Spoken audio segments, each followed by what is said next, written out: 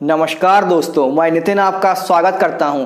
दोस्तों, बड़े बुजुर्ग कह गए हैं कि कभी घमंड ना करना। घमंड का सर नहीं होता और ना ही घमंड के नीचे ज़मीन होती है। मतलब आप हवा में लटक जाओगे और आपका घमंड चूर चूर हो जाएगा और आपका घमंड कहाँ छू हो जाएगा आपको पता ही नहीं चलेगा। ना आप आगे देख पाओगे ना पीछे देख पाओगे। ऊपर देखोगे तो ऊपर आसमान नहीं होगा, नीचे देखोगे तो नीचे धरती नहीं होगी और आपके साथ कोई ना होगा। दोस्तों, आखिर ऐसा क्यों? इसका जीता जागता सबूत हमें हाल ही में मिला है और हाल ही में मिले एग्जाम्पल को मैं आपके साथ साझा करने आया हूं। तो वीडियो को अंत तक देखिएगा और अगर आप नए हैं तो इस चैनल नितिन अपलोडर को सब्सक्राइब जरूर कर लीजिएगा, क्योंकि मैं ऐसे ही मनोरंजक जानकारियां आपके लिए लाता रहता हूं। दोस्तों, हाल ही में तालिबान ने अफगानिस्तान पे कब्जा कर लिया और तालिबान ने अफगानिस्तान पे कब्जा करते ही वहां की सरकार को गिरा दिया और वहां के राष्ट्रपति अशरफ गनी 9-2-11 हो गए और एक हवाई जहाज और 4 कारें लेके भाग गए। और वहां पे जो ऑफिसर्स और अन्य मंत्री जो है उनका घमंड चकनाचूर हो गया। वो अलग अलग देशों में भागते फिर रहे हैं, अलग अलग जगह छुपे फिर रहे हैं। कुछ लोगों के साथ अन्याय भी हो रहा है। ऐसे में आपके सामने 2 ऐसे एग्जाम्पल आए हैं जो आपको जिनसे सीख लेनी चाहिए।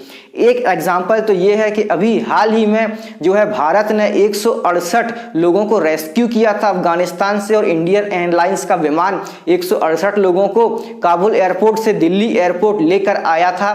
तो वहां पर एक अफगानिस्तान के सिख सांसद भी आए जिनका नाम है नरेंद्र सिंह खालसा। तो नरेंद्र सिंह खालसा जी को आप देख सकते हैं, ये अपने परिवार के साथ भारत आए और ये भारत जो अपने परिवार के साथ आए हैं वो इनकी संपत्ति जितनी दिख रही है उतनी ही संपत्ति अब इनके पास रह गई है, क्योंकि इनका जो है संसदीय रुतबा, इनका सांसद होने का रुतबा और इनका पैसा, जायदाद, जमीन, बिजनेस सब अफगानिस्तान में छूट गया। उन लोगों का कहना है कि तालिबानियों ने उनके घर, उनके बिजनेस, उनके व्यवसाय पे कब्जा कर लिया और उन्हें अपने हाथों में ले लिया। उन्हें अपनी जान बचा के भारत आना पड़ा। उन्होंने भारतीय सरकार और नरेंद्र मोदी गवर्नमेंट का शुक्रिया भी अदा किया और यहाँ पर जो है मीडिया के जब सवालों का उनको सामना करना पड़ा तो उनकी आंखों में आंसू आ गए। एक झलक मैं आपको दिखा रहा हूं ANI न्यूज की। एक MP के तौर पर अपने मुल्क को छोड़ना कितनी दर्द की बात लगती है। ये तो मुझे रोना आता है।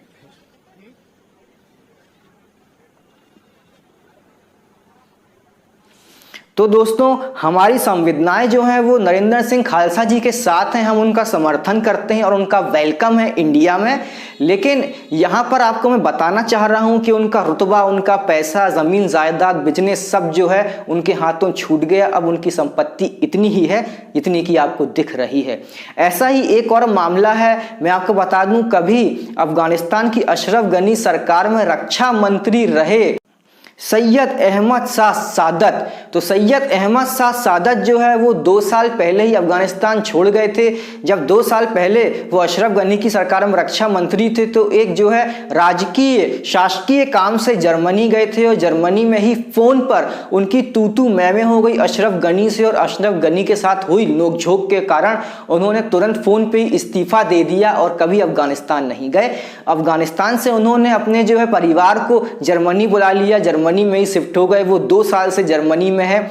जब उन्हें पैसों की तंगी हुई उसके बाद अब वो जो है एक पिज्जा डिलीवरी बॉय बन गए हैं और अब वो जर्मनी में एक जो है फूड डिलीवरी बॉय हैं जो कि अपनी साइकिल से जो है पिज्जा डिलीवरी करते हैं। दोस्तों, ये जो है ऑक्सफोर्ड यूनिवर्सिटी से 2 डिग्रियां कर चुके हैं, इंजीनियरिंग की भी डिग्री कर चुके हैं, टेलीकॉम से एक अन्य डिग्री भी कर चुके हैं, लेकिन इन्हें कहीं नौकरी नहीं मिली और अफगानिस्तान से ये छोड़ गए थे सब कुछ और अपना जो है IT मंत्री होने का पद भी इन्होंने त्याग दिया था अशरफ गनी से तू मैं होने के बाद।